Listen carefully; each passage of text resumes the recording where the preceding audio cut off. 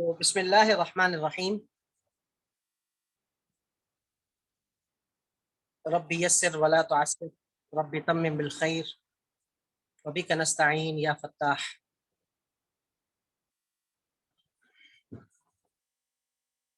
فن خطاطی ہم سیکھنے جا رہے ہیں. جب خط کا نام آتا ہے، خطاطی کا نام آتا ہے، تو قلم کا نام آتا ہے. اور جب قلم کا نام آتا ہے تو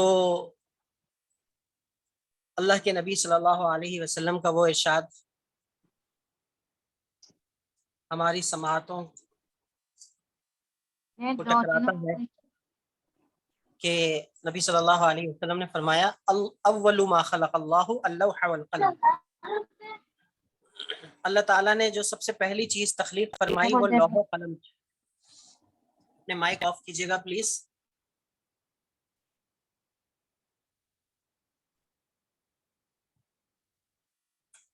تو اللہ تعالیٰ نے جو سب سے پہلی چیز تخلیق فرمائی وہ لوح و قلم تھے. تو قلم کی اہمیت کا اندازہ اسی چیز سے ہو جاتا ہے.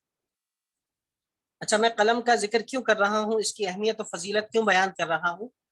اس وجہ سے کہ جب ہم کسی فن کو سیکھتے ہیں، آپ لوگ بھی اساتذہ کرام سے جب کوئی فن پڑھ رہے ہوتے ہیں تو استاد پہلے اس فن کی اہمیت، اس کی قدر و منزلت بتاتا ہے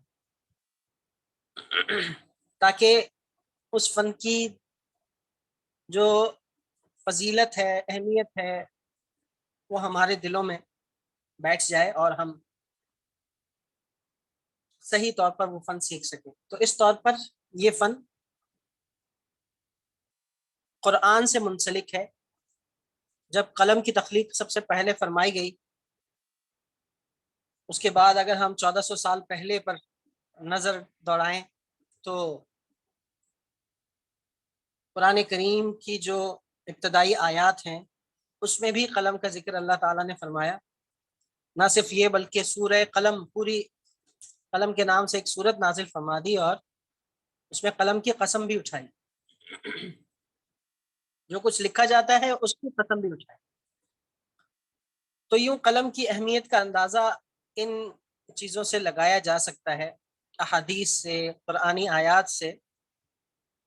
پھر جب قرآن کریم نازل ہوا تو اللہ تعالیٰ کے نازل کردہ کتابوں میں سے سب سے جو بہترین کتاب قرآن کریم کے نزول کے بعد صحابہ کرام کو اللہ کے نبی نے طلب فرمایا اور کاتبین وحی نے قرآن کریم کی کتابت شروع کی. قرآن کو لکھائی کے ذریعے سے محفوظ کیا گیا کہ وہ کاغذوں پر لکھتے، پتھروں پر لکھتے، چمڑوں پر لکھتے، ہڈیوں پر لکھتے، لکڑی پر لکھتے، مختلف چیزوں پر انہوں نے قرآن کریم کو محفوظ کرنا شروع کر دیا. اب اس زمانے میں جو قرآن کریم لکھنے کے لیے خط استعمال ہوتا تھا اسے خط حیری کہا جاتا تھا.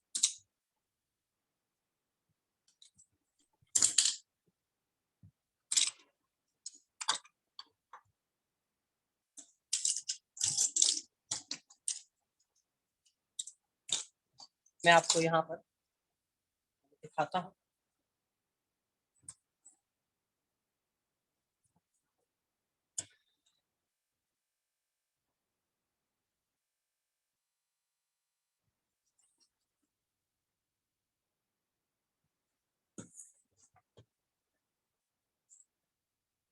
قرآن کریم کی کتابت کے لیے جو سب سے پہلا خط صحابہ کرام کے زمانے میں استعمال ہوتا تھا اسے خط حیری کہا جاتا تھا.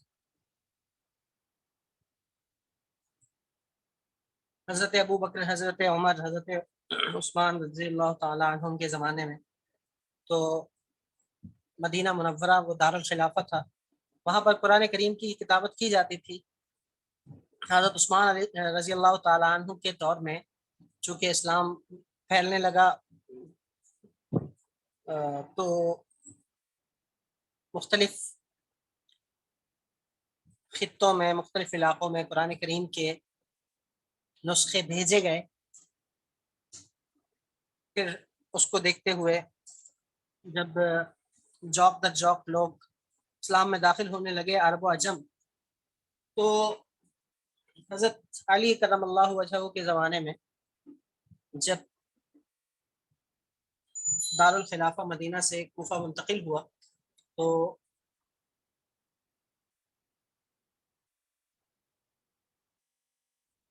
فتح ہیری کا نام وہاں پر کوفی پڑ گیا، کوفہ کی وجہ سے، کیونکہ اس زمانے میں علم و فضل بڑھ گیا، کتابیں قرآن کریم لکھے جانے لگے، تو خط بہت زیادہ لکھا جانے لگا، کیونکہ عربی زبان مرتب ہونا شروع ہو گئی تھی، قرآن کریم کی کتابت ہوتی تھی، دیگر اشعار دیوان وغیرہ لکھے جاتے تھے، تو خط کوفی کا استعمال بڑھ گیا، تو کوفہ میں اس خط کے رائج ہونے کی وجہ سے ہیری کا نام کوفی پڑ گیا۔ اب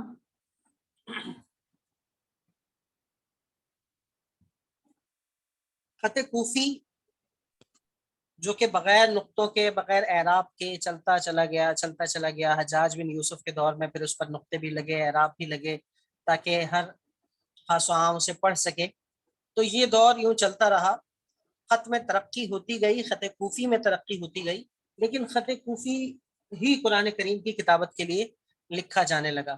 مرکزی جو چیز تھی، مین جو چیز تھی جس پر قرآن کریم، جس پر خط کوفی کا دار و مدار تھا، وہ قرآن کریم تھا۔ تو بنو عباس کے دور میں، یعنی خلافت عباسیہ میں،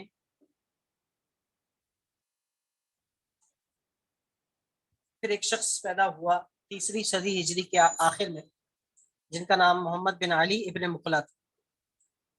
جی ریکارڈنگ آپ کو مل جائے گی یوٹیوب پر، میرے چینل پر یہ شیئر ہوگی انشاءاللہ، نوید معروف کے نام سے، وہاں مل جائے گی۔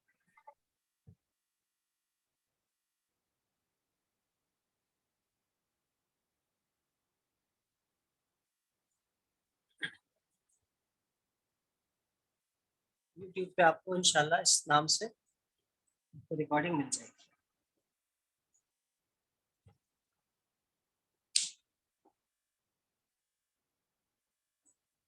تو محمد بن علی ابن مقلہ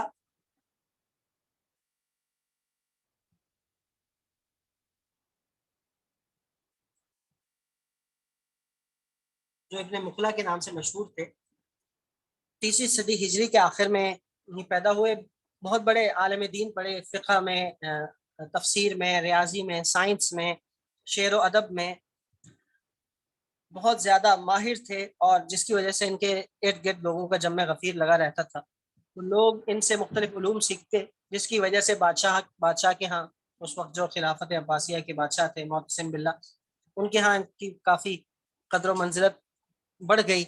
تو ظاہر سی بات ہے، جس کی اہمیت ہوتی ہے تو اس کے حاسدین بھی ہوتے ہیں، اس پر تہمت بھی لگائی جاتی ہے، بہتان بھی باندھے جاتے ہیں، تو اس وجہ سے ان کو جیل بھی جانا پڑا۔ جیل میں انہوں نے 3 قرآن کریم لکھے اور 6 نئے خطوط ایجاد کیے، فتح کوفی کو بنیاد بنا کر 6 نئے خطوط ایجاد کیے، جن میں فتح نص، ثلث، محقق، ریحان، وقاع اور تواقع، یہ 6 خطوط یہ ابن مقلہ کی ایجاد تھی۔ بعد میں آ کر ان میں ترقی ہوتی گئی، ان کی شکلیں مزید بہتر سے بہتر ہوتی گئیں، لیکن ابتدائی طور پر ابن مقلہ نے ان 6 خطوط پر کام کیا، کوفی کو بنیاد بنا کر ان 6 خطوط پہ کام کیا، اور یہ 6 خطوط مختلف 6 خطوط تھے، البتہ ایک دوسرے سے کچھ قواعد لیے گئے تھے، یعنی نس کی شکلوں کو لے کر ثلث کے قواعد مرتب کیے، ثلث میں تھوڑی بہت تبدیلی کر کے محقق میں تبدیلی کر کے ریحان، رقاع، تواقع، تو خطوط کو آپس میں جوڑ توڑ کر نئے خطوط ایجاد کیے۔ یہ تو سلطنت جو عباسیہ تھی اس دور کی بات ہے۔ پھر سلطنت عثمانیہ میں یہ ہوا کہ مزید نئے خطوط پہ کام ہوا۔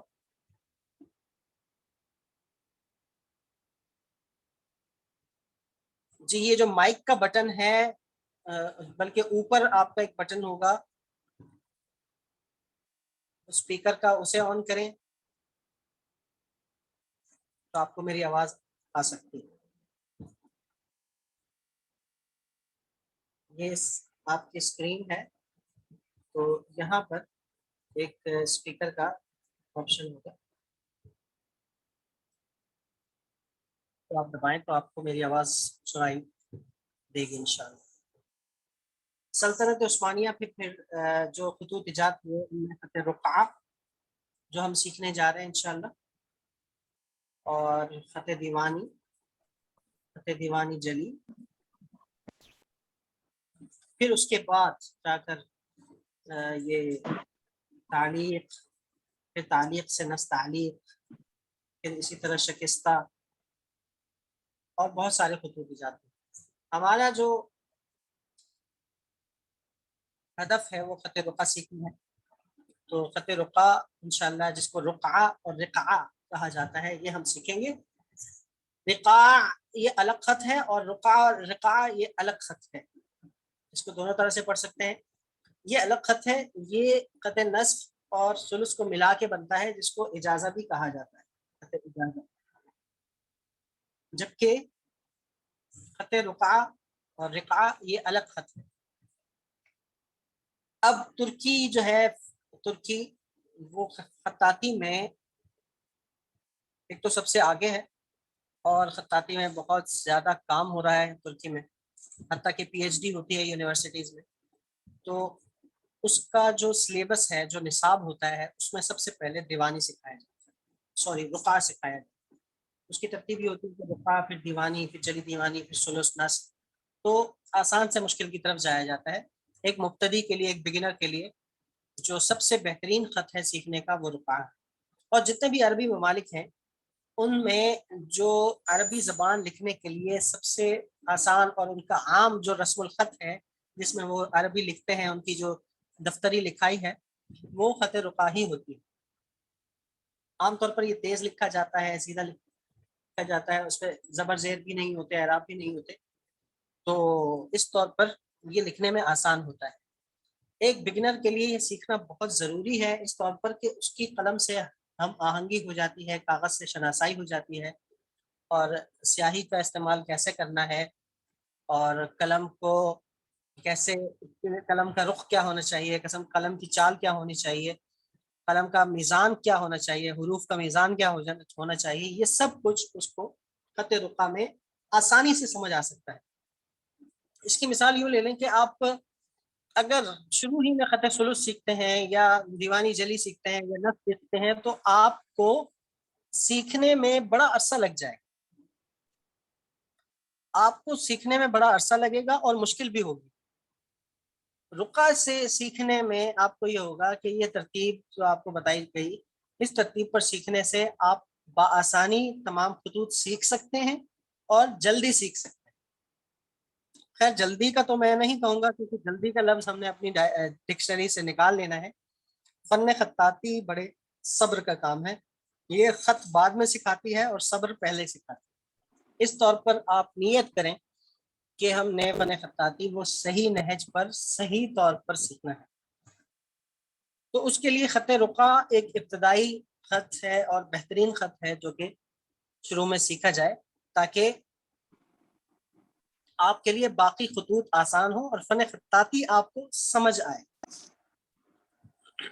تو اس کے لیے آپ نے ذرا کمر کس لینی ہے اور نیت کر لینی ہے, بلکہ پکا عزم کر لینا ہے. اب رقعہ آپ کو پتہ ہے اردو زبان میں بھی ہم کہتے ہیں کہ میں نے فلاں کو رقعہ لکھا, یعنی خط لکھا. تو ایک جو تحریری خط ہوتا ہے عام طور پر لکھنے کے لیے, اس لیے وہ اس کو رقعہ بھی کہا جاتا ہے. اب تمام یہ خطوط ان کے تعارف کے بعد, مختصر سے تعارف کے بعد, میں چاہوں تو بات کو طویل بھی کروں, لیکن میں چاہتا ہوں کہ آج کچھ نہ کچھ آپ کے سامنے وہ آپ کو سکھایا جائے, لکھا جائے, تاکہ آپ کو سمجھنے میں آسانی ہو اور آپ کو یہ فیصلہ کرنے میں آسانی ہو کہ آیا ہم یہ خط سیکھیں یا نہ سیکھیں. کیمرہ یہاں بلر ہو جاتا ہے جی. تو سب سے پہلے جس طرح کسی چیز کا کوئی معیار میزان ہوتا ہے، ہر چیز کو ناپنے کا کوئی پیمانہ ہوتا ہے. مثال کے طور پر میں آپ سے پوچھوں کہ آپ کا قد کتنا ہے، تو آپ یقیناً مجھے فٹ کے حساب سے بتائیں گے کہ اتنے فٹ کا میرا قد ہے. ہم پانی جو ہوتا ہے اس کو پانی لیتے ہیں، دودھ لیتے ہیں تو وہ لیٹر کے حساب سے ہمیں ملتا ہے. کپڑا لیتے ہیں تو وہ گز یا میٹر کے حساب سے ملتا ہے. اور کوئی چیز لیتے ہیں، کوئی چیز کلو کے حساب سے ہوتی ہے، کوئی درجن کے حساب سے ہوتی ہے. تو ہر چیز کا کوئی نہ کوئی میزان اور پیمانہ اور معیار ہوتا ہے. ہمارے ہاں جو حروف لکھے جاتے ہیں، آپ نے دیکھا ہوگا کہ جیسے الف لکھا جاتا ہے اور یہ کہا جاتا ہے کہ الف 3 نقطوں کا ہے، اور الف 6 نقطوں کا ہے، یا 5 نقطوں کا ہے، یا 7 نقطوں کا ہے. تو حروف کو ناپنے کا جو میزان اور معیار اور پیمانہ ہے وہ نقطہ ہوتا ہے.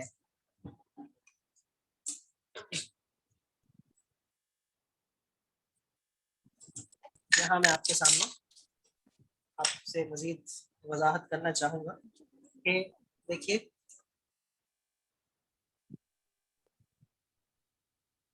یہ ایک نقطہ ہے جو کہ مربع ہے، اسکوائر، یمیناً شمالاً شرقاً غرباً، چاروں جانب سے یہ برابر ہے. اور یہ ایک مربع، اس کا جو زاویہ ہے وہ 45 ڈگری پر ہے.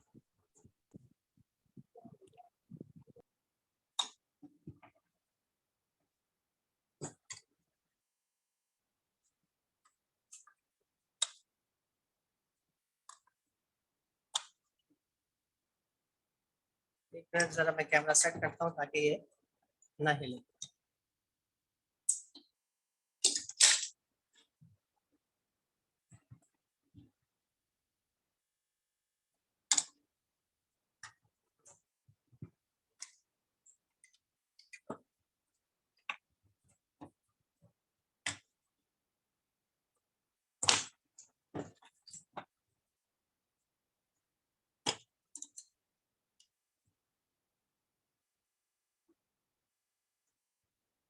جی میں قلم وغیرہ اور ان کی اشیاء کے حوالے سے تفصیلاً بتاتا ہوں، جڑے رہیے گا. اب یہ جو مربع ہے اس کا جو زاویہ ہوتا ہے وہ 45 کے زاویے پہ یہ بنایا جاتا ہے نقطہ. اسی نقطے کو ہم میزان قرار دیتے ہیں. یہ ہمارا میزان ہے اور پیمانہ ہے جس سے ہم حروف کی پیمائش کریں. اب آپ نے دیکھا ہوگا کہ کوئی خط ثلث ہوتا ہے، کوئی نصف ہوتا ہے، رقعہ دیوانی، جلی دیوانی، کوفی وغیرہ. تو ہر ایک کے جو حروف ہیں ان کو اپنے نقطے کے اعتبار سے ناپا جاتا ہے. مثال کے طور پر خط نستعلیق کا نقطہ مربع ہوتا ہے. تو یہ نقطہ کس کا ہے؟ خط نستعلیق کے جو حروف ہیں ان کو مربع نقطے سے ناپا جاتا ہے. اسی طرح مربع سے تھوڑا سا چھوٹا کریں تو یہ خط نصف کا نقطہ ہو جاتا ہے. اور اسی طرح سے مربع سے تھوڑا سا بڑا کریں تو یہ خط ثلث کا نقطہ ہو جاتا ہے. اسی طرح مربع کے 2/3 تو یہ خط رقعہ، خط دیوانی اور خط دیوانی جلی کا نقطہ ہوتا ہے. یعنی ان 3 خطوط کے جو حروف ہیں ان کو اس نقطے کے میزان سے ناپا جاتا ہے. کیسے ناپا جاتا ہے وہ میں بھی سمجھاتا ہوں آپ کو بالکل آسان کر کے. اسی طرح کچھ خطوط کا نقطہ وہ گول ہوتا ہے،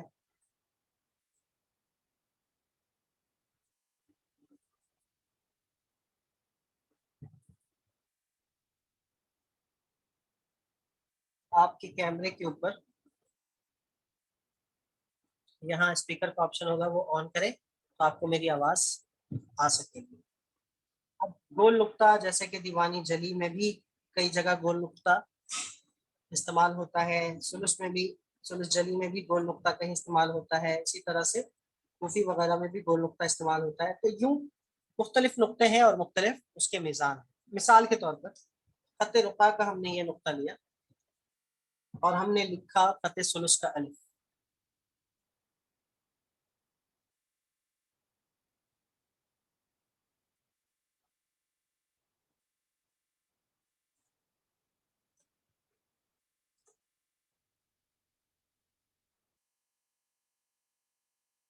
ثلث کا الف لکھا تو اس کو ہم نے جو ثلث کے نقطے ہیں اسی حساب سے ہم نے ناپا.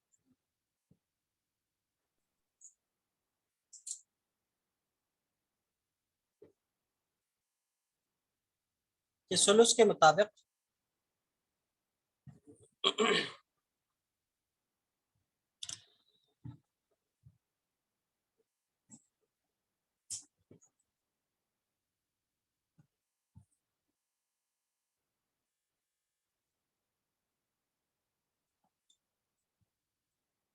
ثلث کے مطابق ثلث کا الف وہ 8 نقطوں کا ہوتا ہے. تو یہاں پر دیکھیں ثلث کا ہی نقطہ آئے گا. اگر ہم اس کو رفع کے نقطوں سے ناپیں گے تو کیا یہ ہمارا میزان درست ہے؟ یوں تو یہ 1 2 3 4 5 6 7 8 9 10 نقطے ہو گئے تو یہ بالکل درست نہیں. اسی طرح خط رقع کا جو الف ہے وہ 3 نقطوں کا ہوتا ہے اور خط رقع کے 3 نقطے ہم نے بنائے ہیں. اگر ہم اس کو ثلث کے نقطوں سے کاؤنٹ کریں تو یہ تو 2.5 نقطے بنتے ہیں, تو یہ بھی درست نہیں, اس طرح درست ہے. خط نصب کا الف, خط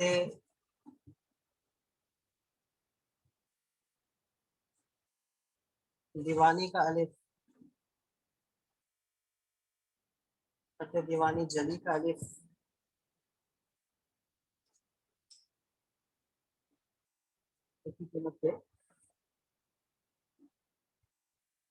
نستعلیق کا الف یا خط کوفی مصحفی کا الف. تو ہر خط مختلف ہے.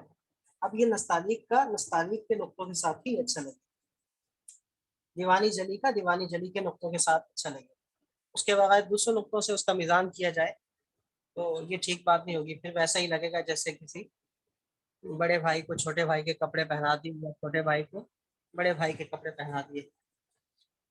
تو اس طور پر پھر ہمیں کافی مشکلات پیش آئیں گی. ان چیزوں کو سمجھنا ہے, یہ میزان سمجھنا ہے. اب جو ہم خط رقع کی بات کر رہے ہیں تو خط رقع کو سمجھنا ہے, خط رقع کے نقطے کو سمجھنا ہے. یہاں میں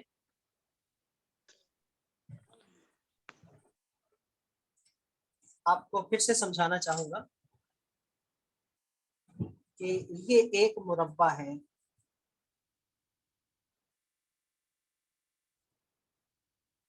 چاروں طرف سے برابر. اس کے اگر ہم 3 حصے کرتے ہیں, چونکہ ہم رقع کی بات کریں گے تو رقع کو سیکھنا ہے ہم نے, اس لیے پہلے اس کے نقطے کو ہمیں سمجھنا. تو نستعلیق کے اگر 3 نقطے کریں تو 2 نقطے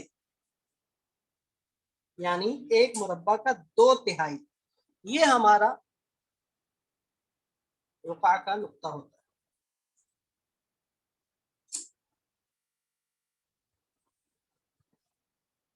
یہ ہے خط رقع کا نقطہ.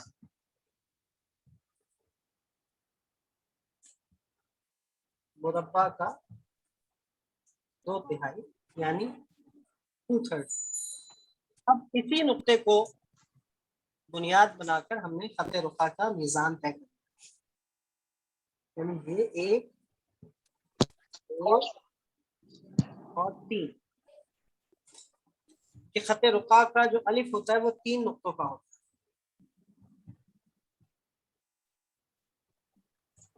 یہ خط رقع کا الف ہے. اب خط رقع کے الف میں یہ کیسے بنائیں گے, کیسے قلم رکھیں گے, یہ کیا ہوگا, یہ میں آپ کو تفصیل سے بتاتا ہوں. ہمارا ہدف وہ خط رقع ہے, تو اس طور پر آپ نے پہلے زاویوں کو سمجھنا. وہ جو میٹریکل ڈی ہوتی ہے اس میں زاویے لکھے ہوتے ہیں، جیسے کہ یہ 90 کا زاویہ ہے، یہ 0 ہے، یہ 180 کا زاویہ ہے، اس کے درمیان 45 کا زاویہ ہے وغیرہ وغیرہ۔ تو ہمارے ہاں جو خط رقعہ میں زاویے ہوتے ہیں وہ 3 قسم کے زاویے بڑے اہمیت کے حامل ہوتے ہیں، جن میں 60 کا زاویہ بہت اہم ہے۔ ہم 60 ڈگری پر اپنا قلم رکھتے ہیں، قلم کو یہ ترچھا رکھتے ہیں، قلم کو ترچھا رکھنا ہے، اور یہ جو ہمارے جتنے بھی عمودی الفاظ ہوتے ہیں، یعنی ورٹیکل جتنے بھی ہمارے لیٹرز ہیں جو اوپر جا رہے ہیں یا اوپر سے نیچے آ رہے ہیں، ان کا جو زاویہ ہوتا ہے وہ 97 کا زاویہ ہوتا ہے، 97 کا زاویہ۔ ہم نے یہ نہیں کرنا کہ 60 کی ڈگری میں قلم رکھ کے ہم نے اس کو بالکل 90 کے زاویے پہ سیدھا آنا ہے، ایسا نہیں کرنا۔ ہم نے ان کے ہاتھ سے سیدھے ہاتھ کی طرف تھوڑا سا ترچھا آنا ہے تاکہ وہ 97 کا زاویہ بنے۔ اب یہ بڑا قلم تھا تو بڑے قلم سے خط رقعہ کے بڑے نقطے بنے، چھوٹا قلم ہے تو اس سے چھوٹے نقطے بنیں گے تاکہ الف ہمارا 3 نقطوں کا ہی رہے۔ یہ ہوتا ہے، یہ سیکھنا ہوتا ہے۔ تو ہمارے 60 کا زاویہ قلم رکھنے کے لیے پورے خط رقعہ میں جتنے بھی الفاظ، حروف، جملے وغیرہ لکھے جائیں گے، سب میں حروف و الفاظ کا جو زاویہ ہوگا قلم رکھنے کا وہ 60 کا زاویہ ہوگا۔ پھر ہمارے عمودی الفاظ یا حروف جو اوپر کی طرف جا رہے ہیں یا اوپر سے نیچے کی طرف آ رہے ہیں، ان کا زاویہ 97 ڈگری پہ ہوگا، اور جو ہمارے الفاظ افقی جا رہے ہیں یعنی ہاریزونٹل جو بنتے ہیں، ان کا زاویہ وہ 20 ڈگری ہوگا۔ یعنی ہم با لکھتے ہیں تو با میں جو ہم یہ لے کے آئے ہیں، یہ اسٹروک، یہ ہماری لائن ہے، یہ جو اسٹروک آیا ہے یہ، تو یہ 20 کا زاویہ۔ تو 3 اسٹروک بڑی اہمیت کے حامل ہیں، 60، 97 اینڈ 20۔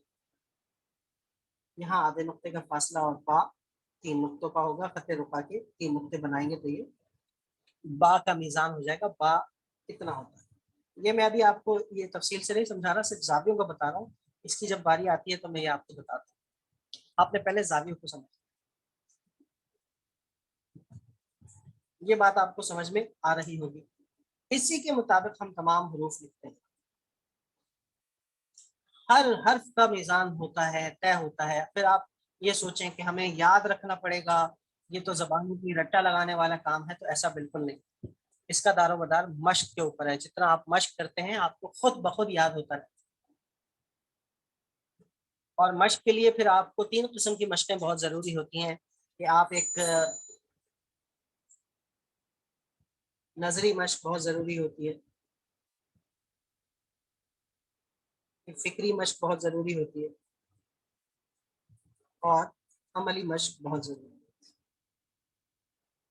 کسی بھی کام کو آپ جب کرتے ہیں تو پہلے نظری مشق ہوتی ہے۔ بچہ جب نماز سیکھنے لگتا ہے اس کے لیے وضو کی ضرورت ہوتی ہے، تو وضو کے لیے وہ یہ نہیں کہ وہ چیزیں یاد کرتا ہے اور اسے وضو کرنا آ جاتا ہے، نہیں، بلکہ وہ اپنے بڑوں کو دیکھتا ہے کہ میرے ابو کیسے وضو کر رہے ہیں، پہلے وہ کلی کر رہے ہیں، پھر وہ ناک میں پانی ڈال رہے ہیں، پھر وہ اپنا منہ دھو رہے ہیں، پھر وہ اپنے ہاتھ دھو رہے ہیں۔ تو نظر سے دیکھتا ہے، وہ نظری مشق اس کی ہو رہی ہوتی ہے کہ پریکٹیکلی کیا ہو رہا۔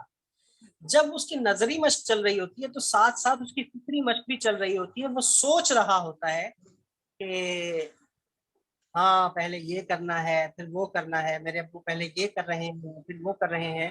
تو نظر کے ساتھ ساتھ اس کی فکری مشق بھی چل رہی ہوتی ہے، تو گویا کہ 2 مشقیں ایک ساتھ ہو رہی ہوتی ہیں۔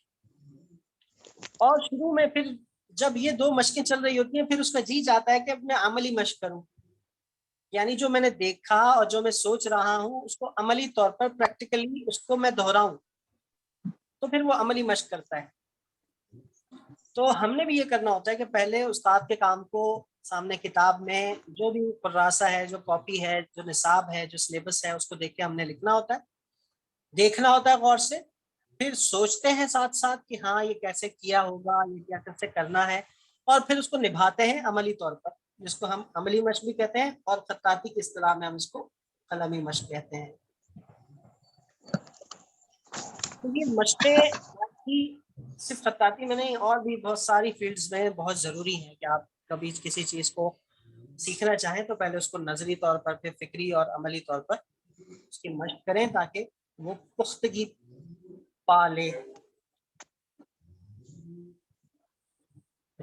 جب بچہ قرآن کریم حفظ کرنے لگتا ہے تو پھر وہ دیکھتا رہتا ہے، اس کو دیکھ کے پڑھتا ہے، دیکھ کے پڑھتا ہے، دیکھ کے پڑھتا ہے، پھر جب اسے تھوڑا سا اعتماد ہو جاتا ہے تو وہ سوچتا ہے اور زبانی پڑھنے کی کوشش کرتا ہے، ساتھ میں پھر اسے کوئی غلطی ہو جاتی ہے تو دوبارہ وہ دیکھ لیتا ہے، پھر سوچ کے پڑھتا ہے۔ تو اور پھر وہ ایسا وقت آتا ہے کہ وہ جو اس نے دیکھا اور پڑھا، جب اس کی اچھی خاصی مشق ہو گئی، اس کو زبانی یاد ہو گیا، تو اب بالکل اعتماد کے ساتھ وہ اسے پڑھتا ہے، اور یہاں تک کہ اس کا دھیان بھی کہیں اور ہوتا ہے لیکن وہ صحیح طور پر اس کی ادائی کرتا ہے، یعنی اس کے لاشعور کا حصہ بن جاتا ہے، تحت شعور وہ بیٹھ جاتا ہے۔ تو یہ چیزیں بہت ضروری ہیں، یہ مشقیں بہت ضروری ہیں آپ کی زندگی میں، اور فن خطاطی کے سفر میں تو یہ آپ اس کو پلے باندھ لیں۔ اب میں آپ کو تھوڑا بہت قلم کے حوالے سے بتانا چاہوں گا۔ یہ جو آپ کو میرا قلم نظر آ رہا ہے، تو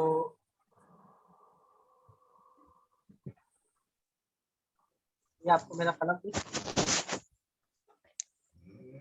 اپنے مائک آف کر دیں پلیز۔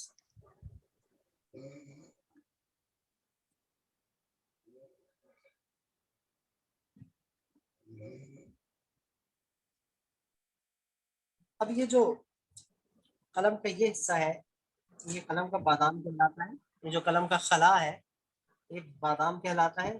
قلم کی جو دو نوکیں ہوتی ہیں، ایک اوپر والی نوک، ایک نیچے والی نوک، قلم ترچھا کٹا ہوا ہوتا ہے، اوپر والی نوک کو وحشی کہا جاتا ہے، کیونکہ یہ اب میں لکھ رہا ہوں تو یہ نیچے والی نوک مجھ سے قریب ہے اور اوپر والی نوک مجھ سے دور ہے، تو جس چیز سے وحشت ہوتی ہے، دوری ہوتی ہے، اس کو دور رکھا جاتا ہے، اور جس چیز سے قربت ہوتی ہے، الفت ہوتی ہے، رغبت ہوتی ہے، تو اس کو قریب رکھا جاتا ہے، اس سے انس ہوتا ہے، تو اس طور پر اس کو انس کہا جاتا ہے۔ قلم کے بیچ میں آپ نے دیکھا ہوگا، فاؤنٹین پین میں بھی دیکھا ہوگا، ایک ہوتی ہے، ایک شگاف ہوتا ہے جس کو اردو میں ہم شگاف کہتے ہیں، اور عربی میں اس کو شق کہا جاتا ہے،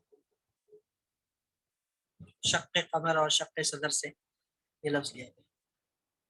اب جو قلم جب تراشا جاتا ہے، قلم بنایا جاتا ہے، تو قلم میں آپ یہ بات یاد رکھیں کہ قلم کا یہ اوپر سے لے کر بادام تک کا حصہ سارا، اس کو خرطوم کہا جاتا ہے۔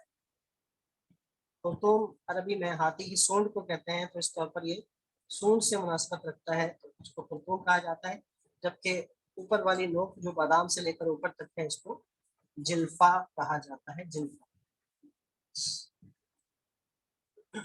یہ آپ کو پتا ہونا چاہیے کہ اگر ہم اس پورے خرطوم کے 3 حصے کریں، 1 2 3، تو 2/3 حصہ بادام کا ہونا چاہیے اور 1/3 حصہ نوک کا ہونا چاہیے۔ نوک چھوٹی چھوٹی ہو، بادام اس کے مقابلے میں بڑا ہو، تاکہ آپ کا قلم وہ صحیح کام کرے، قلم پر کنٹرول ہو، قلم پر گرفت اچھی ہو، اور صحیح طور پر آپ قلم کا استعمال کریں۔ زیادہ لمبی نوک ہوتی ہے تو کنٹرول میں نہیں رہتا، قلم کی نوک بہت آگے نکل جاتی ہے، اس میں فلیکسیبلٹی ہوتی ہے اور لچک ہوتی ہے، تو اس طور پر ہمارے کنٹرول میں الفاظ نہیں رہتے۔ قلم کی جو نوک ہے وہ بادام کا 1/3 ہونا چاہیے۔ پھر قلم کو جو پکڑنے کا طریقہ ہے، ویسے تو میں نے اپنے یوٹیوب چینل پر اس قسم کی ویڈیوز ڈالی دی ہیں کہ قلم کون سا ہونا چاہیے، کون سا قلم بہتر ہے، پورے قلم کی جتنی اقسام ہیں اس کا میں نے تعارف کروایا ہے، تو لیکن یہاں میں آپ کو مختصراً دوبارہ بتا دوں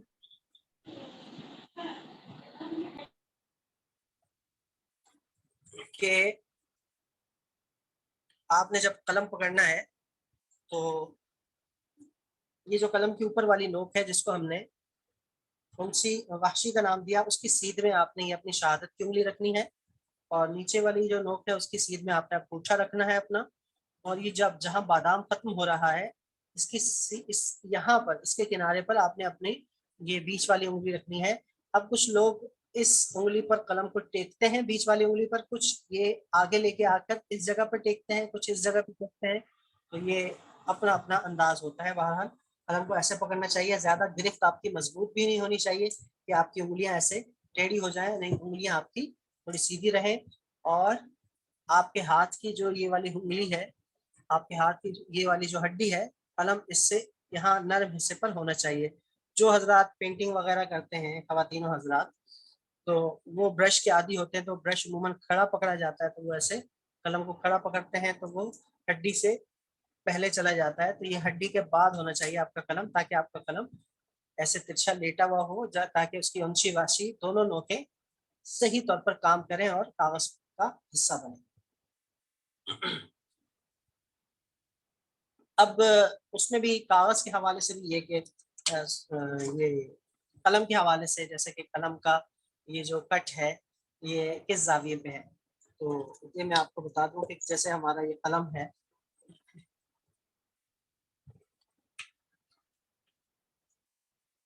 جب یہ تراشا ہوا نہیں ہوتا، جب کٹا ہوا نہیں ہوتا تو اس کی شکل کچھ یوں ہوتی ہے، یعنی سیدھا ہوتا ہے۔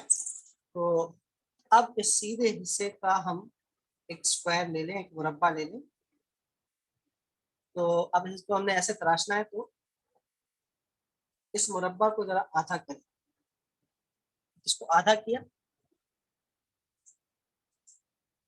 یعنی یہاں سے کٹ نہیں لگانا، آدھا کیا، آدھے کا آدھا، آدھے کا آدھا، یہ آپ کا ترچھا پن ہونا چاہیے۔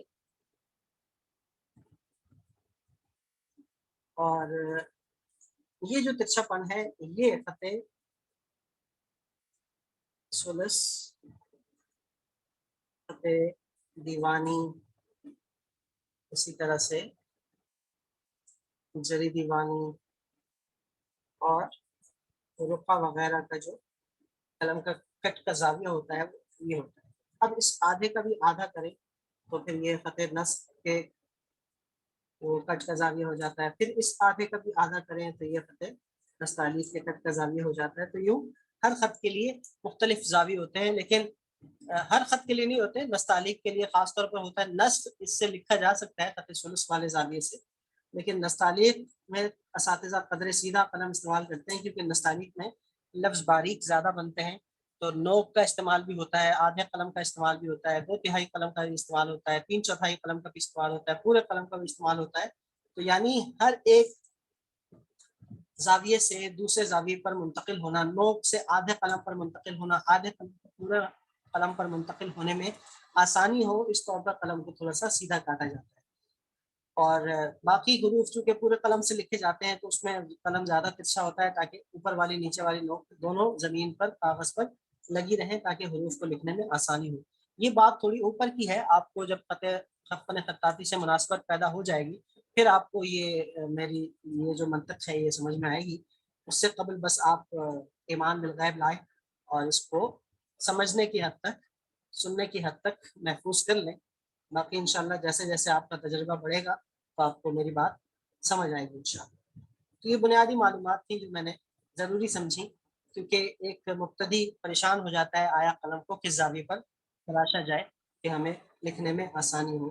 بعض لوگ لکھتے ہیں قلم بہت زیادہ ترچھا ہوتا ہے کہ ان کے نیچے والی نوک زمین پہ نہیں لگتی، تو بہت زیادہ ترچھا بھی نہیں رکھتا، یہ نہ ہو کہ اتنا ترچھا رکھا ہو، بلکہ 25 سے 30 کا جو زاویہ ہے، 25 اور 30 کے درمیان کا جو زاویہ ہے اس پر آپ قلم تراشیں، تاکہ آپ کو یہ تمام خطوط لکھنے میں آسانی ہو۔ اب باتیں تو بہت ہیں، ابتدائی کورس میں آپ کو بہت کچھ بتا سکتا ہوں، لیکن ہم خط رقعہ کا ایک چونکہ ڈیمو دے رہے ہیں تو اس طور پر میں ذرا بسم اللہ لکھوں گا، اور اس میں آنے والے حروف اور اس میں کیا کچھ ہے وہ میں آپ کو بتاؤں گا۔ مکمل کورس پھر الف سے جو ہم شروع کریں گے وہ ظاہر سی بات ہے 10 نومبر سے شروع کریں گے۔ آپ مکمل کورس میں شامل ہونا چاہیں اس ڈیمو کلاس کو دیکھنے کے بعد تو بہت آپ کو فائدہ ہوگا، آپ بہت کچھ سیکھیں گے انشاءاللہ، اور اس سفر کو شروع کریں اگر اللہ تعالیٰ نے آپ کو یہ نعمت دے رکھی ہے، کیونکہ یقیناً آپ کا فن خطاطی کا شوق ہے اور اللہ تعالیٰ نے کچھ آپ کے ہاتھ میں رکھا ہوگا، یعنی آپ سمجھتے ہوں گے کہ آپ کا خط اچھا ہے، تو یعنی اللہ تعالیٰ نے آپ کو نعمت دے رکھی ہے، اور نعمت کا شکر یہ ہے کہ اس کو ادا کیا جائے، اس کو کیا جائے۔ تو جب آپ یہ فن سیکھیں گے تو گویا آپ رب کی نعمت کا شکر ادا کر رہے ہیں، اور جو شکر ادا کرتا ہے وہ اللہ تعالیٰ اس کی نعمتوں میں اضافہ فرماتے ہیں، لَإِن شَكَرْتُمْ لَأَزِيدَنَّكُمْ۔ اور اللہ تعالیٰ کس قدر زیادہ فرماتے ہیں، زیادتی فرماتے ہیں، یہ اللہ تعالیٰ ہی جانتے ہیں کہ من جاء بالحسنۃ فلہ عشر امثالها، اور واللہ یضاعف لمن یشاء، اللہ جس کے لیے جتنا دگنا کرنا چاہیں وہ اللہ بہتر جانتے ہیں۔ اور پھر فن خطاطی ہے، اور خطاطی کو سیکھیں گے تو ظاہر سی بات ہے اس کا تعلق قرآن کریم سے ہے، اور قرآن کریم کا ایک حرف لکھنے کے بدلے 10 نیکیاں ملتی ہیں، تو کیا قرآن کریم ایک حرف پڑھنے کے بدلے 10 نیکیاں ملتی ہیں، تو کیا قرآن کریم لکھنے کے ایک حرف لکھنے کے بدلے 10 نیکیاں نہیں ملیں گی؟ کیوں نہیں ملیں گی؟ ضرور ملیں گی، اس لیے کہ آپ نے پڑھا ہوگا کہ انما الاعمال بالنیات، کہ اعمال کا دار و مدار تو نیتوں پر ہے۔ ہم یہ نیت کر لیں کہ ہمیں لفظ کے لکھنے کے بدلے 10 نیکیاں مل رہی ہیں، تو یقیناً ہمیں ملیں گی، کیونکہ ہماری نیت خالص۔ اور جب ہم قرآن کا حرف لکھ رہے ہیں تو ظاہر سی بات ہے ہم قرآن، اللہ کا ذکر قلم کے ذریعے سے کر رہے ہیں، تو ایک حرف کے بدلے 10 نیکیاں۔ اور جب پھر آپ سیکھنے کی غرض سے کرتے ہیں، سیکھنے کی غرض سے وہ حرف لکھ رہے ہوتے ہیں، قرآن کا وہ حرف، تو آپ کو 10 نیکیاں نہیں مل رہی ہوتی ہیں، آپ کو 20 نیکیاں مل رہی ہوتی ہیں۔ کیوں؟ اس لیے کہ حدیث میں یہ بھی آتا ہے کہ من یقرأ القرآن ویتعتع فیہ وہو شاق علیہ لہ اجران، کہ جو قرآن کریم پڑھتا ہے، اٹک اٹک کر پڑھتا ہے، سیکھنے کی غرض سے پڑھ رہا ہے، اس کے لیے مشکل بھی ہو رہی ہے، تو اس کو دگنا اجر ملتا ہے۔ تو ہم یہ جب قرآن لکھنے کا سوچیں گے تو پھر ہمیں بھی دگنا اجر ملے گا، جب ہم یہ سعی کر رہے ہوں گے، کوشش کر رہے ہوں گے کہ ہم حرف کو صحیح بنائیں، یہاں تک کہ صحیح بن جائے۔ تو نیتیں تو اللہ تعالیٰ جانتے ہیں، پھر اس خط کو، فن خطاطی کو سیکھنے کے لیے اپنی نیت کو بھی بڑا خالص کرنا پڑتا ہے۔ وہ ایک مقولہ ہے نا کہ صفائے خط الصفائے دل است، کہ خط کی جو صفائی ہے وہ دل کی صفائی سے ہے۔ دل ہمارا صاف ہوگا، ہم پازیٹیو ہوں گے، مثبت رہیں گے، اپنے بالکل زندگی سے، اپنی روح سے منفی چیزوں کو بالکل نکال دیں گے، تو پھر ہمارے خط میں جان بھی پیدا ہوگی، اللہ تعالیٰ بھی خوش ہوں گے، اور اس کا اجر بھی ہے۔ ہم قرآن لکھیں گے، یہ قرآن کا معجزہ ہے، قرآن کا اعجاز ہے کہ ہم مختلف خطوط میں قرآن لکھتے ہیں، جس طرح مختلف قراءات میں، مختلف روایات میں قرآن کریم پڑھا جاتا ہے، اسی طرح مختلف انداز میں قرآن لکھا جاتا ہے۔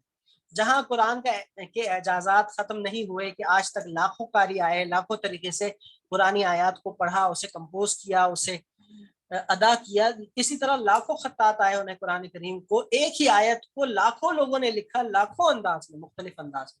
تو یہ قرآن کا معجزہ ہے، اور اس قرآن کے معجزے کو، اس قرآن سے ہم منسلک ہو جائیں فن خطاطی کو سیکھ کر، تو ہمارے کتنی شرف کی بات ہے۔ تو اس سفر میں اگر اللہ تعالیٰ نے آپ کو سفر کا راہی بنا دیا ہے تو بس چل پڑیں اور سنگ میل عبور ہوتے چلے جائیں گے، اور انشاءاللہ آپ منزل تک پہنچ جائیں گے۔ منزل جب نظر آتی ہے تو انسان کو رستے کی تھکاوٹیں بھول جاتی ہیں، پھر انسان منزل کا لطف اٹھاتا ہے، اور اسے بہت مزہ آتا ہے۔ تو بس لطف اٹھائیے، کیا پتا آج کی ڈیمو کلاس آپ کی زندگی کا ٹرننگ پوائنٹ ہو، کیونکہ میں نے جب 13 سال پہلے خطاطی شروع کی، مجھے نہیں پتا تھا کہ یہ خطاطی میرا شوق اور جنون ہی نہیں بلکہ میرا پیشہ بن جائے گا، تو میرا شوق ہی میرا پیشہ بن گیا۔ اپنا تعارف اس طور پر کرواتا چلوں کہ الحمدللہ 13 سال سے سیکھ رہا ہوں، اور استاد کے زیر سایہ ہوں، استاد محفوظ احمد، وہ بھی کراچی میں ہوتے ہیں، میں بھی کراچی میں ہوتا ہوں، اور نوید معروف میرا نام ہے، اور حفظ قرآن کے ساتھ ساتھ درس نظامی، اور پھر یہ فن خطاطی، عربی جو گرامر ہے اس کی بھی 6 سال تدریس کی، اب فن خطاطی ہی میرا پیشہ بن گیا ہے، اسی سے اللہ تعالیٰ نے میری روزی بھی لکھ دی ہے، اور اسی سے اس کی تدریس میں نے جاری رکھی ہوئی ہے۔ قرآن لکھنا لکھانا لوگوں کو سکھاتا ہوں، سمجھاتا ہوں، اور اللہ تعالیٰ اس طور پر فن میں بھی ترقی دے رہے ہیں، اور روحانی طور پر بھی اس سے بڑے تسکین حاصل ہوتی ہے۔ تو ویسے بھی کہا جاتا ہے کہ الخط ہندسۃ روحانیہ ظہرت بآلۃ جسمانیہ، یہ روحانی جیومیٹری ہے، اور اللہ تعالیٰ نے اس کو ہاتھ کے ذریعے سے اس کا ظہور فرمایا ہے. تو اور حضرت علی رضی اللہ تعالیٰ عنہ کا فرمان ہے کہ علیکم بحسن الخط، کہ خط سیکھو. اور دوسری جگہ آتا ہے تعلم الخط، خط سیکھو، تم پر خط سیکھنا لازم ہے. کیوں؟ فإن حسن الخط من مفاتيح الرزق، اس لیے خط کا اچھا ہونا وہ رزق کی چابیوں میں سے ایک چابی ہے. تو آیا کیوں نہ ہم چابی کو ہتھیا لیں تاکہ خزانہ ہمارے ہاتھ لگ جائے. اس طور پر ہم یہ نیت کر لیں کہ ہم نے اس کورس کا حصہ بننا ہے. شاید یہ کورس ہمارے لیے ہماری زندگی کا کایا پلٹ دے اور ٹرننگ پوائنٹ ثابت ہو. اس سے ہمیں کوئی ہدف مل جائے اپنی زندگی میں کچھ کرنے کا، کیونکہ ہم دنیا میں کچھ کرنے کے لیے آئے ہیں. ہم نے بے فائدہ نہیں مرنا. کام خیر الناس من ينفع الناس، لوگوں کو فائدہ پہنچا کر، اور جو لوگوں کو فائدہ پہنچانے کی نیت کرتا ہے اللہ تعالیٰ اس کی زندگی میں برکتیں دیتے ہیں، لمبی عمر عطا کرتے ہیں، اس کا فائدہ عام کرتے ہیں، اور وہ مر کر بھی زندہ ہوتا ہے لوگوں کے دلوں میں، تذکروں میں، کتابوں میں، ہر جگہ. تو اس لیے نافع بنے اور اپنے فن کو پھیلائیں جو اللہ تعالیٰ نے ہمیں عطا کی. قلم کے حوالے سے میں نے ساری تفصیل بتائی ہوئی ہے اپنی ایک یوٹیوب ویڈیو میں، اس کو دیکھیے گا. قلم کے لیے اور ہماری جو جتنے بھی چیزیں ہیں، جیسے یہ آرٹ پیپر ہو گیا، گلوسی شیٹ ہو گیا، انک وغیرہ، انک پاٹ، اور اس قسم کی جتنی بھی چیزیں ہیں وہ میں آپ سب سے شیئر کر دوں گا. آن لائن ایک شاپ ہے ہماری، ایک شاگردہ ہیں وہ یہ کام کرتی ہیں، تو ان کو آپ آرڈر کریں گے. معروف سیٹ کے نام سے پورا ایک سیٹ ہے جو بالکل مبتدی طلباء و طالبات کے لیے ہوتا ہے، تو وہ آپ کو ڈلیور کر دیں گی. تو اس طرح بآسانی آپ اچھے قلم اور اچھے دوات اور اچھے کاغذ حاصل کر سکتے ہیں اور فن خطاطی کا آغاز کر سکتے ہیں. تو اس کورس میں شامل ہو جائیے گا. تقریباً 2000 روپے اس کی ماہانہ فیس ہے. 4 مہینے کا یہ ہمارا کورس ہے، اور ہفتے میں 2 کلاسز ہوں گی، جس کی تفصیل وہ آپ نے اس میں اشتہار میں دیکھ لی ہوگی. تو اس کورس کا حصہ بنیے گا تاکہ آپ کے لیے آسان ہو. دیگر تو پورا ہمارا فن خطاطی کا سفر ہے. اب یہ جیسے کہ بسم اللہ کے لیے یہ میرا عمودی اسٹروک ہے، تو یہ 97 کے زاویے پر ہے. با کو سین کے ساتھ کیسے ملاتے ہیں، اس کے لیے ہم با کی تختی پڑھیں گے، مفردات کے بعد مرکبات، تو سین کو مین کے ساتھ کیسے جوڑا جاتا ہے، یہ سب ہم انشاءاللہ کورس کو پڑھیں گے. آپ کو صرف یہاں پر رغبت کے لیے، شوق دلانے کے لیے میں یہاں پر لکھ کے دکھا رہا ہوں. دیکھیں 97. پھر اس کی سطر ہوتی ہے، نشست ہے، کرسی ہے، اس حوالے سے ساری چیزیں بتانی ہیں. تو یہ ہمارے پورے کورس کا حصہ ہے انشاءاللہ.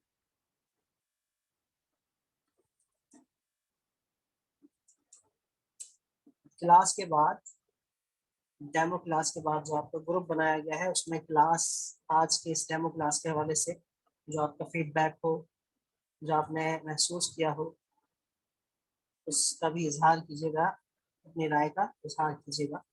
آیا آپ کو کیسا لگا، اور آئندہ آپ راضی ہیں اس فن کو سیکھنے کے لیے، ہمارے اس کورس کا حصہ بننے کے لیے، یا نہیں.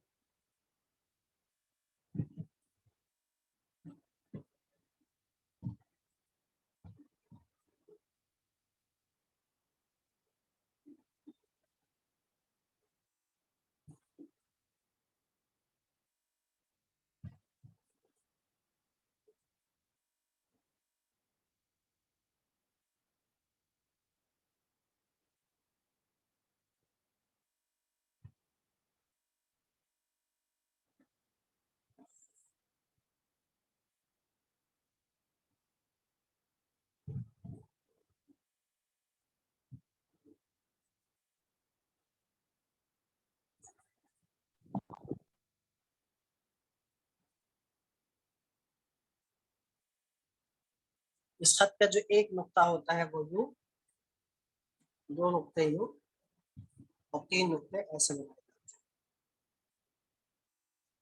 اس کے اگر میں مفردات لکھوں، چونکہ اس میں زیادہ تر عمودی اور افقی الفاظ ہیں اور 60 کے زاویے پہ سیدھے سیدھے بنتے ہیں، اس لیے ایک مبتدی کو یہ سیکھنے میں بڑی آسانی ہوتی ہے.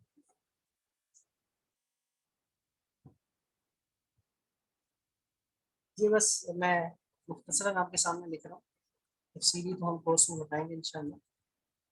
کہ جس طرح اب یہ ظاہر سی بات ہے قرآن سے منسلک فن ہے، تو قرآن سیکھنے سے پہلے بچہ کیا کرتا ہے؟ سب سے پہلے قاعدہ پڑھتا ہے، قاعدے میں پھر اس کی سب سے پہلی تختی مفردات کی تختی ہوتی ہے، الگ الگ حروف پڑھتا ہے۔ تو بالکل قرآن پڑھنے کا جو ضابطہ ہے، جو قانون ہے کہ اس سے پہلے قاعدہ پڑھا جائے، پھر ناظرہ پڑھا جائے، پھر حفظ کیا جائے، تو قرآن لکھنے کا بھی یہ قانون ہے کہ پہلے مفردات لکھے جائیں اور پھر مرکبات، دو دو حروف، اور پھر مشکل الفاظ، جملے وغیرہ لکھے جائیں، تو یوں ہمارا قرآن لکھنا بڑا آسان ہو جائے۔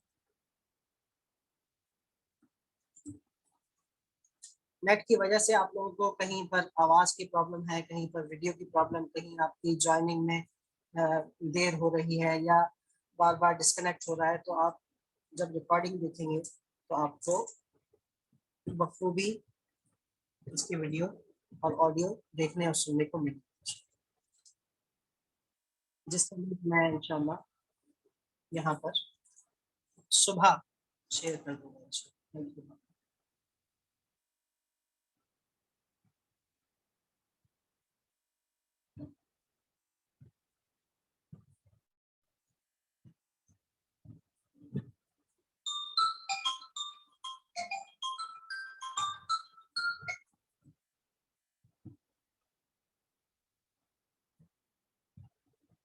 اب یہ الف با تا جیم دال را سین، سین شین شین، مختلف اس کے ہیں اور قانون ہے، قاعدہ ہے، تفصیل سے انشاءاللہ کے سامنے رکھا جائے۔ یہاں جو قلم کی نرمی، قلم کی چال، یہ آپ لوگ دیکھ رہے ہیں کتنے سکون سے، آرام سے، صاف ستھرا لکھا جا رہا ہے، تو اس طرح سے آپ بھی لکھیں گے انشاءاللہ 4 مہینے بعد۔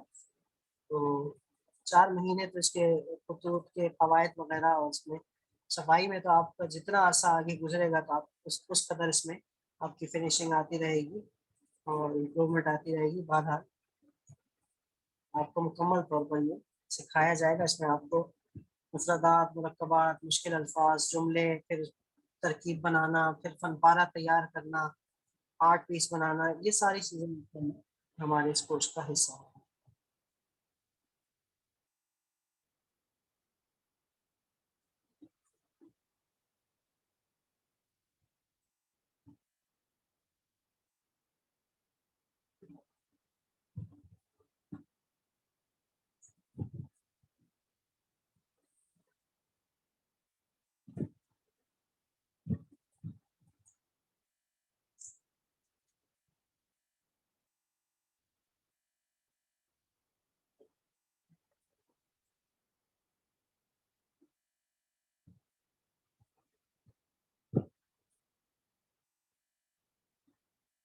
اس فن کو سیکھنے میں مزید آسانی کے لیے آپ کو جو پرانے اساتذہ یا اس دور کے اساتذہ ہیں ان کو کام دکھایا جائے گا، ان کے جو سوشل میڈیا کے لنکس ہیں جیسے انسٹاگرام، فیس بک وغیرہ، اس کے لنکس بھی آپ کو دیے جائیں گے تاکہ آپ ان کے کام کا مطالعہ کر سکیں اور پھر مزید سیکھ سکیں۔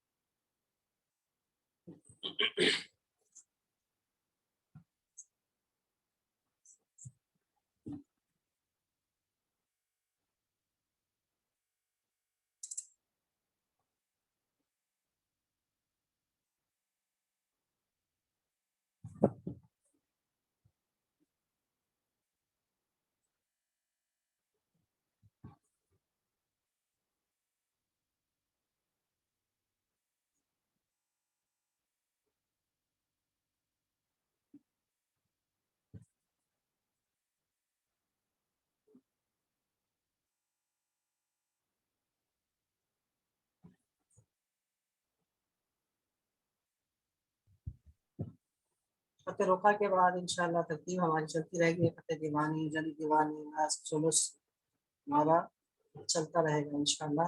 آپ ہمارے ساتھ چلتے رہیں گے تو ہمارا یہ سلسلہ بھی چلتا رہے گا۔ اور یوں ہماری آج کی کلاس کا اختتام ہوتا ہے۔ آپ لوگوں نے کوئی سوال کرنا ہو تو آپ لوگ مائک کھول کے بھی اپنے سوالات پوچھ سکتے ہیں تاکہ میں اس کے جوابات دے سکوں.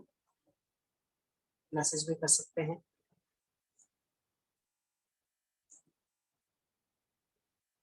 آپ کو یہ ریکارڈنگ انشاءاللہ میرے یوٹیوب چینل پر مل جائے گی. 1444 ہجری کتبہ معروف یعنی اسے معروف ہے.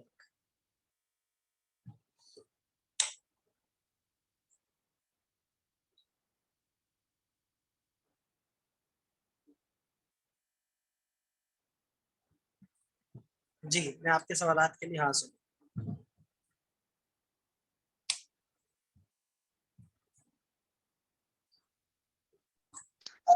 السلام علیکم سر. یہ جو قلم وعلیکم. آپ نے استعمال کیا ہے یہ اسپیسیفک قلم ہے یا جو ایک دوسرے ملتے ہیں بیمبو والے نہیں اس کے علاوہ جن کی اوپر سے جو نوک ہوتی ہے وہ تھوڑی سی سخت بنی ہوتی ہے وہ بھی یوز کر سکتے ہیں؟ دیکھیں بہت سارے قسم کے میں نے بتایا کہ میرے یوٹیوب چینل پر ان کا تعارف ہے. جیسے ہم تو یہ عام طور پر جو نرکل اور سرکنڈے والا قلم جو ہمارے پاکستان میں دستیاب ہوتا ہے دیسی قلم وہ استعمال کرتے ہیں. تو یہ لیکن یہ جیسے قلم تومار ہے انڈونیشیا کا ہے یہ خاص بنا ہوا ہوتا ہے فن پارہ تشکیل دینے کے لیے آپ یہ لکھتے ہیں. یہ ایرانی قلم ہے خیزران کہا جاتا ہے. یہ بھی ایرانی قلم ہے خیزران. یہ ٹیکسچر والا ہے بغیر ٹیکسچر کے ہے جس کو استخوانی قلم بھی کہا جاتا ہے. یہ ڈسپولی قلم کہلاتا ہے. اس طرح سے میرے پاس یہاں اگر آپ دیکھیں تو بے شمار قلم ہے جو کہ رکھے ہوئے ہیں. تو بہت سارے اقلام ہیں. آپ پہلے جو آپ کو دستیاب ہیں انہی سے لکھیں. اب یہ جیسے کہ یہ جاوی قلم ہے انڈونیشیا کا جزیرہ ہے جاوا وہاں سے یہ دستیاب ہوتا ہے وہاں سے ملتا ہے. اور جی سر اسی قلم کی میں بات کر رہی ہوں. اس قلم سے ہم رکا لکھ سکتے ہیں؟ جی بالکل رکا لکھ سکتے ہیں. اس کے علاوہ جو آج کل آپ نے دیکھا ہوگا کہ پین بھی آتے ہیں اس قسم کے جو خاص طریقے سے تراشے جاتے ہیں اور ان سے پھر آپ انک میں ڈپ کر کے آپ لکھ سکتے ہیں. انک میں ڈپ کر کے ڈرائنگ انک سے اس قسم کے خاص پین بھی بنائے جاتے ہیں کیلیگرافی کے لیے 3mm 2mm کے. تو یہ بھی آپ آن لائن جو میں آپ کو لنک بھیجوں گا ان سے آپ منگوا سکتے ہیں. تو ان سے بھی آپ لکھ سکتے ہیں انک میں ڈپ کر کے. لیکن قلم سے لکھنے اس کی سے زیادہ تاکید ہے. رائٹنگ اچھی ہوگی. رائٹنگ اچھی ہونا پھر یہ وہ خوشخطی میں آ جاتا ہے. یہ خطاطی سیکھتے ہیں. رائٹنگ اچھی ہونا خوشخطی کا فن ہے اور خوشخطی کے لیے آپ کو بنیادی خوشخطی کا کورس کرنا پڑتا ہے. وہ انشاءاللہ کچھ بنیادی اصول میں کلاس میں ہی بتا دوں گا. تو وہ آپ اس سے یہ ہے کہ اس کی مشق کر کے آپ خوشخطی میں آگے جا سکتے ہیں. لیکن ظاہر سی بات ہے جب آپ خطاطی سیکھتے ہیں آپ کا جی چاہتا ہے کہ آپ کی خوشخطی بھی اچھی ہو تو پھر آپ محنت کرتے ہیں اور محنت اگر استاد کی رہنمائی میں ہوگی تو پھر چاند لگ جاتے ہیں. بہرحال اس کے الگ اصول ہیں اور وہ سیکھنے پڑتے ہیں. استاد صاحب یہ سارے قلم مل جائیں گے نا آپ کے پاس سے آن لائن؟ یہ میرے پاس نہیں ملیں گے. میں نے بتایا میری ایک شاگردہ ہے وہ یہ کام کرتی ہیں. ان کے پاس یہ سارے قلم نہیں ہیں. ان کے پاس یہ ایرانی قلم مل جائے گا ڈسپولی جسے کہتے ہیں یا ہندام جو ملیشیا کا ہے وہ مل جائے گا. کچھ قلم ہیں جو ان کے کیٹلاگ میں آپ کو نظر آئیں گے. آپ وہاں وزٹ کر لیجئے گا دیکھ لیجئے گا کیونکہ پاکستان میں ہمارے ہاں کمی ہے ہر چیز کی. فن خطاطی کا جتنا بھی مٹیریل ہے اس کی کمی ہے. مجھے تو الحمدللہ اس فیلڈ میں 13 سال ہو گئے ہیں. میں نے بڑی جو ہے نا قربانیاں دے کر یہ چیزیں جمع کی ہیں. تو آپ میری چیزوں پہ مت جائیے کہ میرے پاس ہیں تو یہ دستیاب ہوں گی ہر جگہ. نہیں میری ساری تقریباً چیزیں ترکی سے ایران سے امپورٹڈ ہیں. تو آپ کو وقت لگے گا ان چیزوں کو منگوانے میں یا ہتھیانے میں. تو صبر کا یہ ہے کہ مظاہرہ بھی کرنا ہے اور جو چیزیں دستیاب ہیں اس سے شروع کریں. میں ایک نارمل جو سرکنڈا ہمارے ہاں ندی نالوں پر اگنے والے قلم خریدنے کے لیے میں یہاں کراچی میں لانڈھی سے صدر جاتا تھا تو وہ پیکٹ لینے کے لیے آج الحمدللہ 13 سال کے بعد یہ موقع آیا ہے کہ میری پوری دنیا کے سب سے اچھے اقلام بھی میرے ٹیبل پہ رکھے ہوئے ہیں. تو آہستہ آہستہ آپ کو پھر فراوانی ہوگی انشاءاللہ. اور جو ترکی سے منگوا سکتے ہیں تو اچھی بات ہے وہ مجھ سے رابطہ کریں. میں ان کو بتا دوں گا. ترکی سے ایران سے، مصر سے اور اسی طرح سعودیہ وغیرہ سے مل جاتے ہیں. تو میں ان کو کچھ مخصوص شاپس بتا دوں گا جہاں سے وہ منگوا سکتے ہیں. اس کے پرائس کیا ہوں گے ان پینس کے؟ مختلف پرائس ہوتے ہیں. ان قلموں کے پرائس کیا ہوں گے؟ دیکھیں کوئی 100 روپے کا ہے، کوئی 200 کا ہے، کوئی 400 کا ہے، کوئی 600 کا ہے، تو کوئی 1000-1200 کا ہے. مختلف ریٹ ہیں. تو نارمل قلم آپ جو میں آپ کو ابتدائی طور پر جو آپ نے سیکھنا ہے وہ آپ کو کوئی 70-80-100 روپے کا، 150 روپے تک کا مل جائے گا. پہلے استاد صاحب جو آن لائن ملیں گے ہمیں، پہلے ہمیں لکھنا آ جائے نا، پھر بہت مزہ جی آئے جی گا بالکل انشاءاللہ. بالکل بالکل بالکل. آپ پہلے سیکھیں. یہ میں نے دیکھیں یہ نیچے زیر مشق رکھا ہوا ہے. زیر مشق یعنی نیچے کوئی سافٹ چیز ہونی چاہیے جس پہ آپ کاغذ رکھیں. جیسے کہ یہ بورڈ ہے، پیچھے ڈرائنگ بورڈ ہے، اس کے اوپر فارمک شیٹ ہے، اس کے اوپر لیدر لگا ہوا ہے، اس کے اوپر میں نے کاغذ رکھا ہے. پھر میں نے کاغذ کو تھوڑا سا، بورڈ کو تھوڑا سلانٹ رکھا ہے، تھوڑا ترچھا رکھا ہے. اور اسی طرح میری نشست کیسی ہونی چاہیے، میں نے بیٹھنا کیسے ہے، میری آنکھ اور کاغذ کے درمیان کتنا فاصلہ ہونا چاہیے. یہ ساری چیزیں وہ ہیں جو آپ کو بتانی ہیں. تو بس آپ عزم و ارادہ کر لیں، پھر انشاءاللہ جب شروع کرتے ہیں تو پھر آپ کو مزہ آئے گا اس ہمارے سفر میں. نیچے ہارڈ بورڈ بھی رکھ سکتے ہیں نا؟ ہارڈ بورڈ رکھ سکتے ہیں، لیکن ہارڈ بورڈ کے اوپر آپ کو کوئی سافٹ چیز رکھنی ہوگی. آپ کوئی کپڑا رکھ لیں، کاٹن کا کپڑا رکھ لیں، کچھ پیپرز رکھ لیں نیچے. بالکل آپ نے سخت چیز کے اوپر کاغذ رکھ کے نہیں چلنا، نہیں لکھنا، کیونکہ پھر قلم چلنے میں روانی نہیں رہتی قلم میں، اور قلم کی چرچراہٹ کی آواز زیادہ آتی ہے.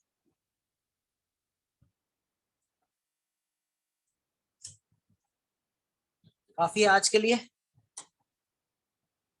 تو آپ لوگوں میں سے کون کون ہے جو 10 نومبر کو ہمیں جوائن کر رہے ہیں انشاءاللہ؟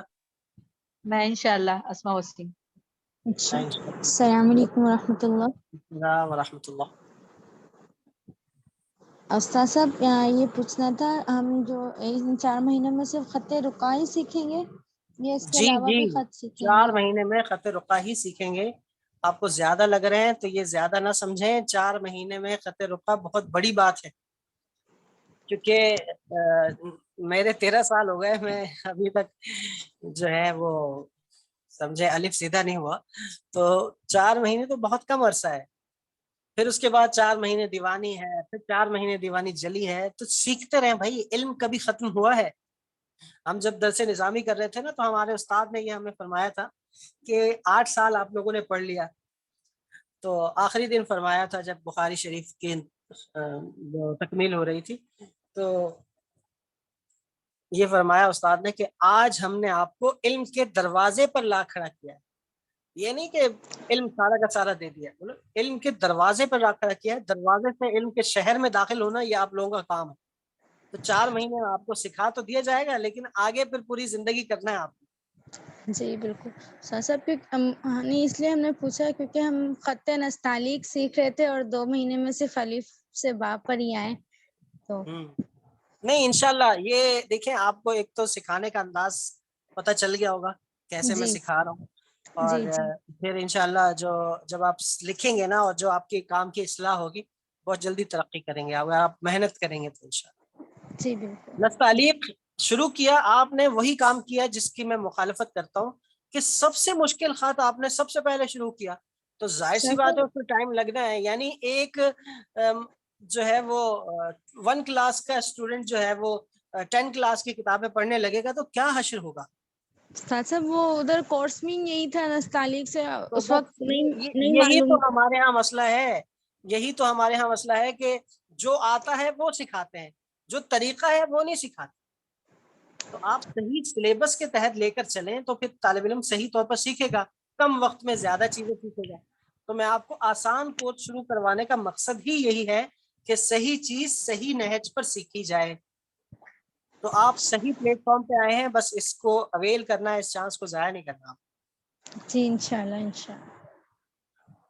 تو ویسے بڑی مناسبت فیس بھی انہوں نے رکھی ہے 2000 روپے، ورنہ عام میرے جو پرسنلی میرے کورسز ہیں ان کی میں 4000 روپے فیس لیتا ہوں، جو میں پرسنل کرواتا ہوں، کسی ادارے کے تحت نہیں بلکہ خود میں چلاتا ہوں. تو لیکن میں نے سوچا کہ آپ لوگوں کا بھلا ہو، زیادہ سے زیادہ آپ لوگ آئیں سیکھیں.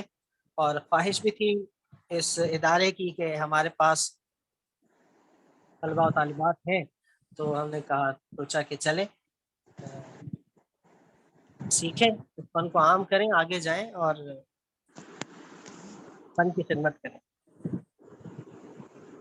ٹھیک ہے جی، بہت خوشی ہوئی آپ لوگوں نے جوائن رکھا، اور یقیناً آپ لوگوں کو فائدہ ہوا ہوگا۔ اس کی میں تصویریں اس کاغذ کی جو میں نے لکھا جو کچھ وہ آپ کو بھیجیں گے۔ خط نسخ اگر آپ لوگ سیکھ رہے ہیں تو اچھی بات ہے، سیکھیں، بالکل سیکھیں، قرآنی خط ہے اور صحیح طور پر سیکھیں، مشاق بنیں، بہت زیادہ مشق کریں، تو انشاءاللہ یقیناً پھر قرآن کریم کی کتابت کا کام اللہ تعالیٰ آپ سے لیں گے جو لوگ خط نسخ سیکھ رہے ہیں۔ مختلف قسم کی باتیں ہوتی رہیں گی، ہماری باتیں اتنی طویل ہوں گی کہ بس وہ آپ لوگ کہیں پریشان نہ ہو جائیں، لہٰذا میں ڈیمو کلاس کو مزید طویل نہیں کرنا چاہ رہا۔ پہلی کلاس ہے، اس کے بعد کچھ کورس میں ہم ان موضوعات پر بات کرتے رہیں گے۔ تب تک کے لیے مجھے اجازت دیجیے گا، دعاؤں میں یاد رکھیے گا۔ فی امان اللہ، اللہ حافظ، السلام علیکم ورحمۃ اللہ وبرکاتہ۔ وعلیکم السلام۔ وعلیکم السلام ورحمۃ اللہ وبرکاتہ۔